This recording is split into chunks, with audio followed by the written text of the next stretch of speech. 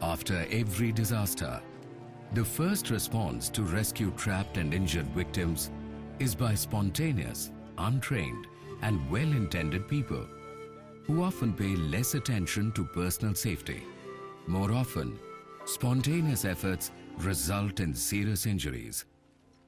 To avoid the problems associated with spontaneous actions, rescue efforts should be planned and practiced.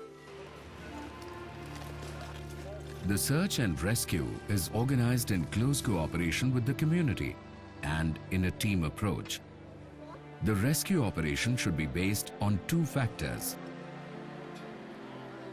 the risk involved and the overall goal of rescuing people from danger. The search and rescue operation is undertaken in two ways. First, by the community local rescuers, who immediately rescue and evacuate people from natural calamities.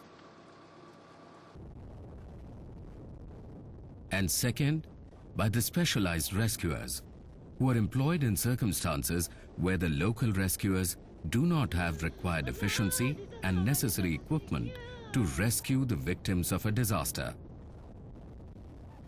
The main objectives of carrying out a search and rescue operation are to rescue the survivors trapped after a severe disaster event due to a cyclone, flood, landslide, earthquake, tsunami, or fire, to provide first aid services to trapped survivors and transport them to hospitals for medical care, to give temporary support to damaged or collapsed buildings and structures, to hand over, recover, and dispose of the bodies of the deceased.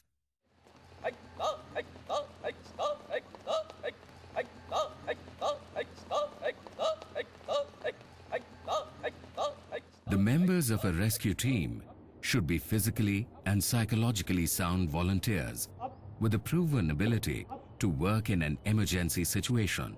तो दोनों rescuer एक बार फिर से 200 seat get to work.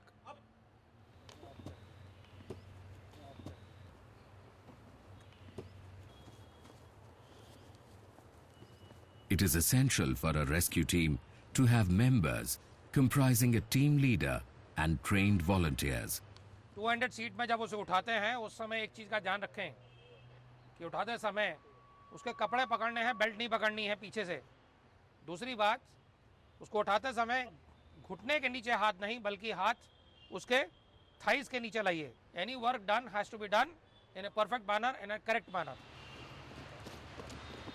Before any operation of search and rescue, the team must assess the scenario to save time and efficiently carry out the rescue work. Assessment could be done in two ways: by collecting information and by observation. The team leader must collect information on the extent of the damage, approach to the damaged area, and chances of any further damage to the structure. This information could be collected from the local leaders or from the Disaster Preparedness Committee. एक number यही जाएगा, 2 number बाएं जाएगा, 3 number पीछे जाएगा, 4 number दाहिनी ओर. अंदर कोई है? अगर है तो आवाज दे, नहीं दे सकता है तो 5 बार खटखटा के मुझे संकेत दे. बचाओ! कोई अंदर है? हमें आवाज दे. अगर बोल नहीं सकते हैं तो 5 बार किसी चीज को खटखटाकर हमें संकेत दे. बचाओ! The rescue team can also collect this information through observation by a thorough visual inspection at the disaster site. The rescue team should plan the operation based on its manpower, available equipment, and relevant methods. कंबल लाएगा, number 4 stretcher लाएगा, दाहिने मोड़, दौड़ के चल. A search and rescue operation is conducted in different stages. The first stage is the emergency rescue or surface casualty. The team locates the casualty from the outer edges of the damaged area and provides the victim with first aid. After responding to surface casualty, the team follows stage 2, known as specialized rescue. Sometimes a rescuer can contact the casualty, but is unable to reach him. In such cases, a careful analysis of the methods to safely rescue the trapped victim is done. Specialized rescue is done in 3 phases: search at possible survival points and all possible places where a casualty could be trapped or injured. Selected debris clearance is done by clearing debris to search for casualties until all the persons are accounted for and their identities ascertained. And finally, general debris clearance is followed. The team members must clear up all the debris and reach the trapped victim when all possible means of contacting the person have failed. A volunteer must exercise certain precautions before entering damaged buildings. Observe the construction of the building and its collapsed portions. Check if the walls need any supporting. Be careful of any possible hazards which may occur from exposed household equipments. Use a helmet. Work in pairs. Listen for possible sounds. Keep calling. Do not touch or disturb any damaged walls or blocked doors which are broken and projecting. Treat all naked wires as live wires.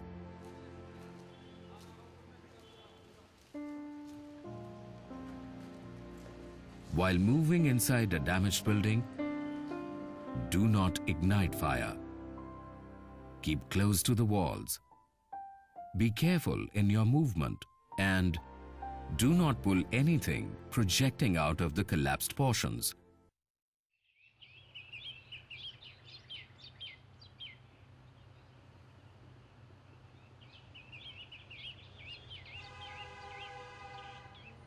Before starting any rescue operation, a rescuer must learn to use material and equipment employed for rescue techniques.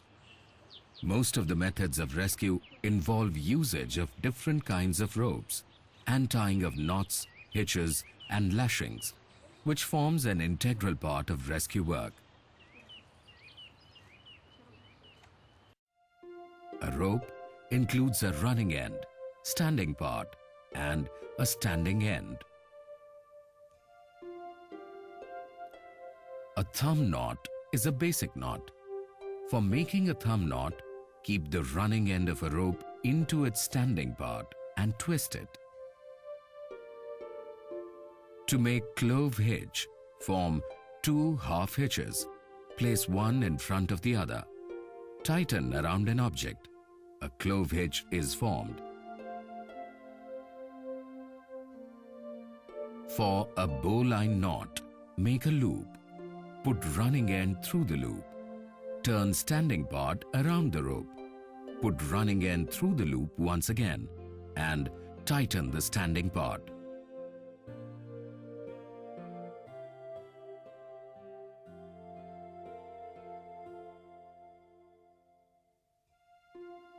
For a self-rescue knot, double the rope and put around the object. Put your hand inside the loop, pull one part. Form another loop. Pull the other part and draw a hitch.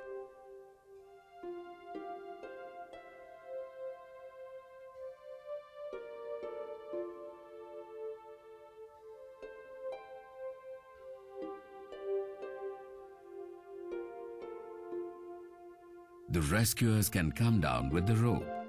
The last rescuer can pull the rope back.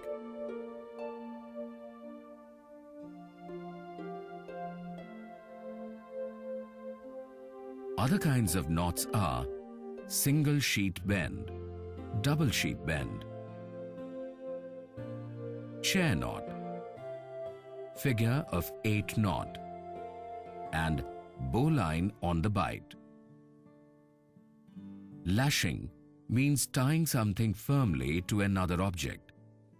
Lashing is mainly used to secure 2 or more poles together and forms an integral part of any rescue operation. A rescuer may use square lashing, to lash together two poles that touch and cross at right angles. For this, put a clove hitch around the bamboo and join the loose ends.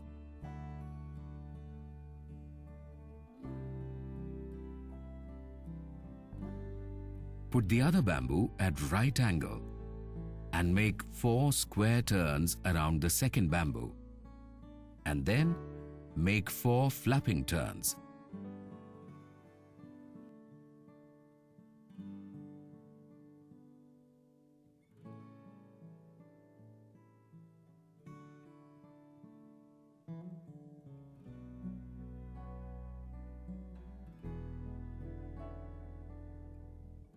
Finish with a clove hitch. Make a sling with the spare part of the rope.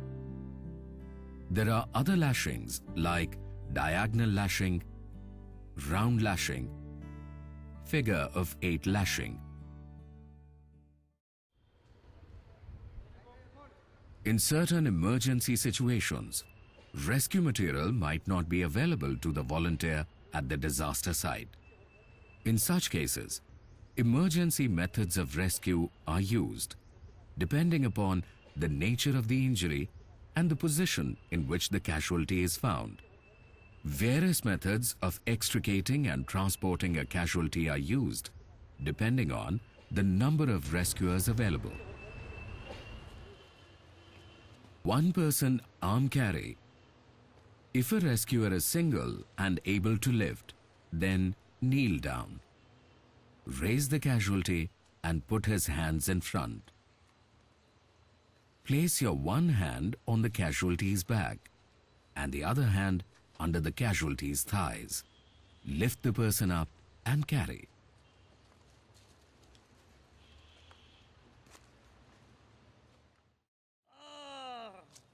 One-person human crutch is used when the rescuer is single. He acts as a crutch to the injured. The rescuer places the victim's arms around his shoulder and places the victim's foot on his foot.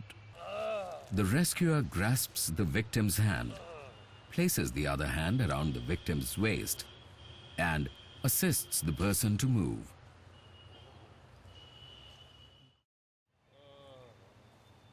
Two-persons human crutch method is used by 2 rescuers in case of an injured victim who is unable to walk but is ready to cooperate.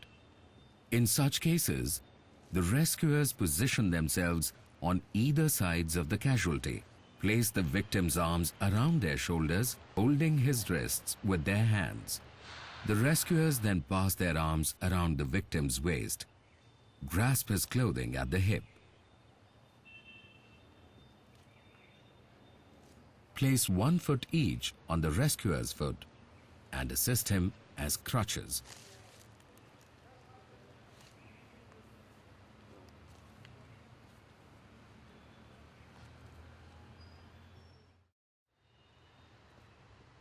Pick a back method. When the casualty is conscious with or without any injury but is unable to walk, the rescuer uses pick a back method.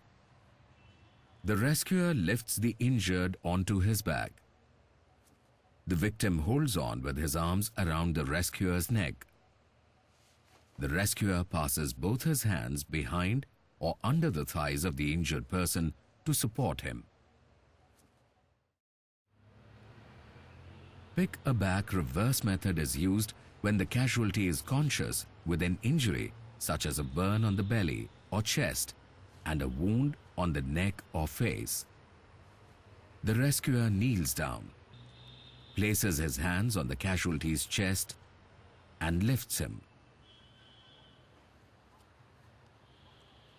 The rescuer then turns himself to lift the casualty, holds the casualty from the waist and lifts him off his feet onto his back.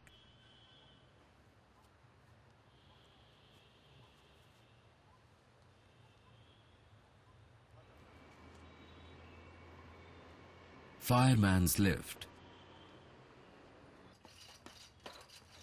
If the victim is unconscious without any injury, the method of fireman's lift is used by the rescuer. A single rescuer can carry the casualty down from a higher level or bring the casualty up from the basement via stairs and ladders by using this method. The rescuer kneels down, turns the casualty gently by supporting his face with one hand and his forearm with the other hand. Ensure that the victim's face is supported by both his hands.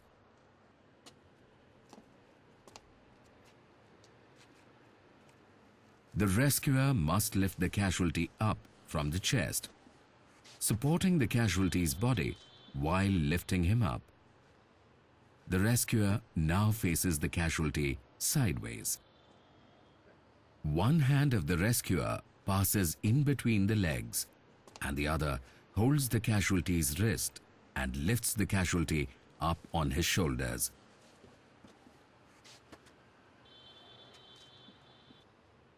The rescuer can now transport the casualty.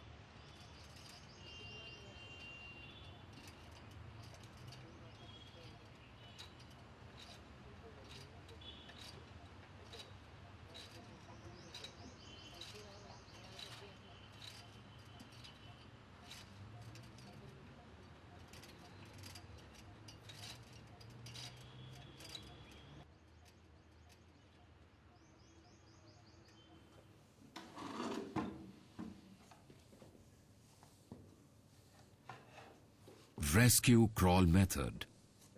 A rescuer applies the extrication method of rescue crawl when the casualty is unconscious, in a smoke-filled room, or in a confined place. The rescuer is tied to a safety line and crawls towards the casualty. Ensuring that the casualty is on his back, the rescuer ties the casualty's wrists together using a triangular bandage, napkin, or handkerchief.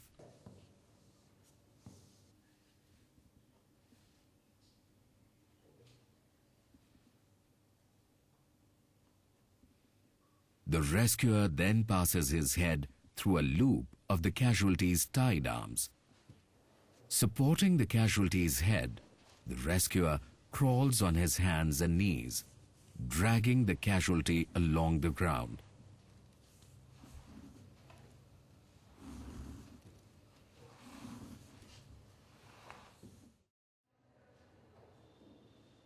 Removal downstairs. In cases when a casualty is found on higher floors of a building and is not in a position to travel by a staircase, the method of removal downstairs is employed. The rescuer should ensure that the casualty's wrists are tied. The rescuer passes his arms under the casualty's arms and holds his chest and eases him downstairs.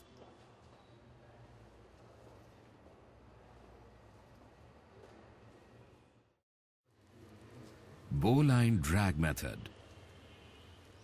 If the casualty is found in a narrow space or a confined area, the rescuer uses the bowline drag method. For this, a rescuer needs a 15 feet long sash cord or a 40 feet lashing line. The rescuer should approach the casualty with a loop over the shoulder and under his armpits, using it as a harness. Ensure that the casualty is on his back. Measure the casualty's chest, tie a bowline, forming another loop.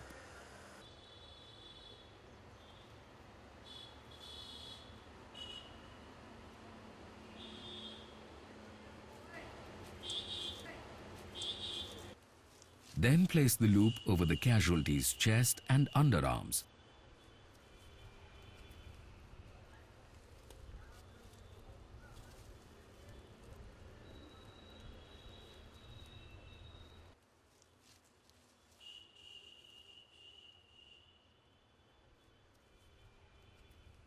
Ensure the knot rests under the casualty's head. This helps in keeping the casualty's head off the ground while being dragged. The knot must be in line with the center of the rescuer's back and shoulders. The rescuer drags the casualty out by crawling on their hands and knees. Toe drag method. Toe drag is used when a casualty is found in a narrow place where it is difficult for the rescuer to enter. The rescuer sits near the casualty's head and places his feet under the casualty's armpits. With both hands free, the rescuer pulls himself back, dragging the casualty with his feet. 1, 2, 1, 2, 1, 2, 1, 2, 1, 2, 1, 2, 1, 2. Two-handed seat method. If there are two rescuers and the casualty is conscious, two-handed seat method of transportation could be used. The rescuers face each other on either side of the casualty and raise the casualty up from her back. The rescuers should grip the casualty's clothing from the back with one hand. Slip the other hand under the thighs. Holding their hands in a hand grip, the rescuers lift the casualty. The three-handed seat. The three-handed seat method is used for carrying a casualty who is heavy or who has injured one of his legs. The two rescuers face each other and raise the casualty up. The rescuers place the casualty's arms around their shoulders and support the casualty to stand. The rescuers form a three-handed seat and the casualty is seated on it. One of the rescuers supports the injured person's limb with her free hand and transports her. Four-handed seat method is useful when the victim is heavy but without any injury. The rescuers place the casualty's arms around their shoulders and raise him up. The rescuers form a four-handed seat by gripping each other's wrists. The casualty is seated on the hands and transported. The fore and aft method. The fore and aft method is used for an immobile casualty with an injury in the abdomen. The rescuers position themselves at the head and toes of the casualty. One rescuer holds the casualty by clasping his hands in front of the casualty's chest. The other rescuer sits in between the casualty's legs and holds his legs under the thighs. The casualty is transported. Stretcher carriage. After being rescued, a victim needs to be transported in a stretcher with utmost safety to avoid further risk to his life. A stretcher could be carried by 2 or 4 bearers, depending on the casualty and nature of the disaster.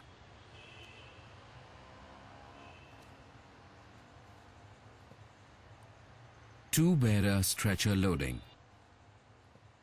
2 bearers are sufficient on a level ground where there are no obstacles. Lay the stretcher in line with the victim. The 2 bearers place their legs on each side of the casualty's body, supporting the victim's neck, back, and legs. Place the victim on the stretcher. The bearers lift the stretcher from both ends.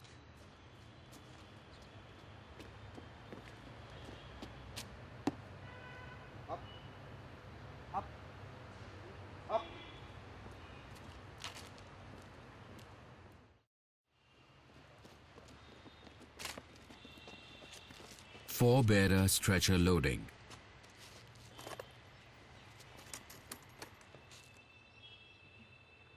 Place the stretcher at 1 meter distance from the casualty. 3 rescuers on one side and 1 rescuer on the other side lift the victim onto the knees of the 3 rescuers. 4th rescuer places the stretcher below the patient.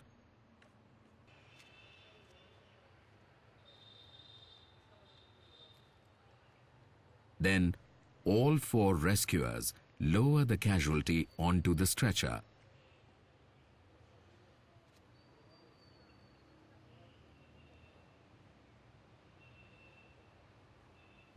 Blanket the casualty and lift the stretcher simultaneously to avoid any imbalance to the patient.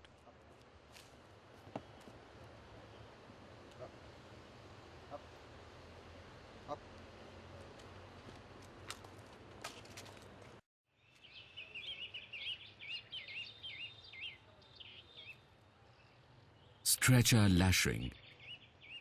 A casualty has no danger of slipping upward or downward when being carried on a stretcher. A casualty needs securing to the stretcher to prevent from slipping in uneven areas while being lowered from a height or while being raised from a basement. For the casualty's security, tie the right-hand side of the stretcher with a clove hitch. Take the rope around the casualty's chest and under the stretcher and tie with a half-hitch knot. Tying half hitches, second and third round are to be made over the body. The fourth round secures the feet and ankles of the victim.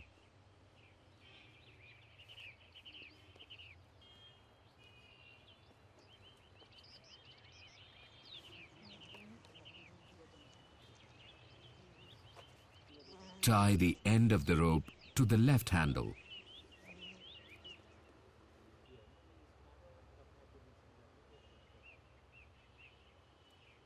The remaining rope should be placed safely under the victim's head.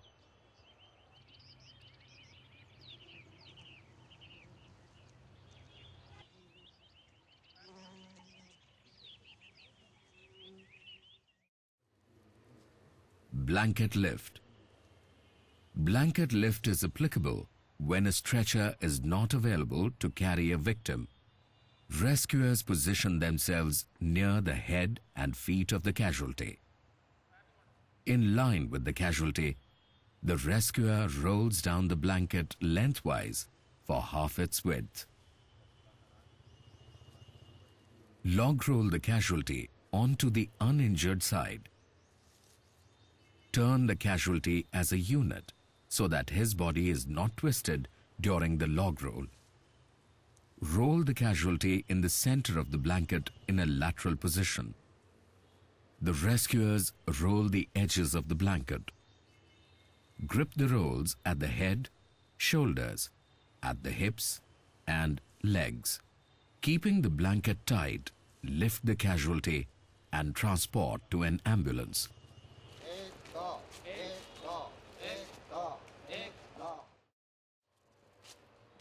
Chair carry. Chair carry method requires 2 rescuers. The rescuers lift the victim and place him in a straight back chair. Rescuer 1 faces the back of the chair and rescuer 2 stands in front of the chair. Tilt the chair back, lift and transport the casualty. However, in an emergency, the rescuers are unable to find standard stretchers in rural areas, and stretchers have to be improvised from locally available material. In such cases, a rescuer can make a stretcher using a blanket and poles. For this, spread the blanket flat on the ground and place a pole on it. Fold the 1/3 length of the blanket over the pole. Now, place the second pole parallel to the first so that it is on the double part of the blanket, about 15 centimeters from the doubled edge. Fold the remaining blanket over the 2 poles. The casualty's weight on the blanket will hold the folds in place.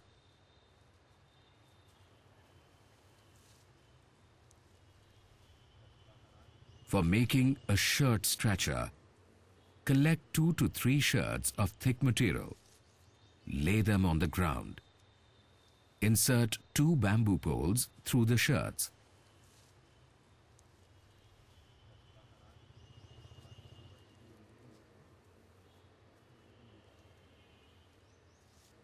Tie both the sides and keep both the poles apart. The shirt stretcher is prepared. Snake rope stretcher is made with a rope. Coil the rope in the shape of a snake. Place victim on the rope.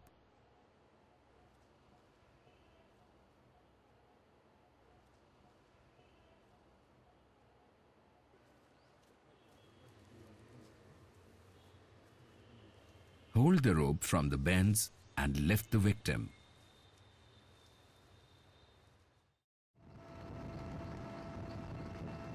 Floods and cyclone disasters take thousands of human lives every year. Rescue and evacuation becomes an important challenge for any rescuer during these disasters. In such circumstances, the rescuers must be prepared with proper equipment, swimming and floating aid, and should have adequate swimming capacity for rescuing the drowning casualty.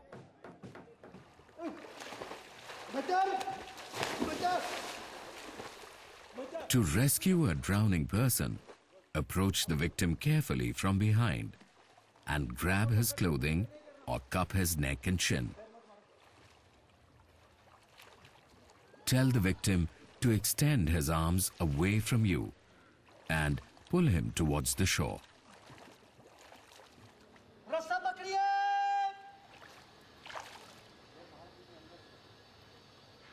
A rescuer should also be aware of a life-saving skill called breast line throw. This can help save the life of an individual who's drowning in water. For this method, stand on a boat or the ground and throw a 40 feet long rope in water to prevent the casualty from drowning. Life jackets are a standard life-saving equipment and form an integral part of water rescue. A rescuer can make a floating device by collecting 8 empty glass bottles or good quality plastic bottles of 750 milliliters and above. Seal the opening of the bottles to make them airtight. Tie each bottle at the bottom edge and neck with a coil rope, using clove hitch and thumb knot techniques in a series. Maintain a gap between the bottles. On disaster site, swimming and floating aids can also be improvised from locally made materials like tins, cans, empty glass bottles, bamboo pieces, dry coconut, metal pitchers, thermocol, and motor tubes.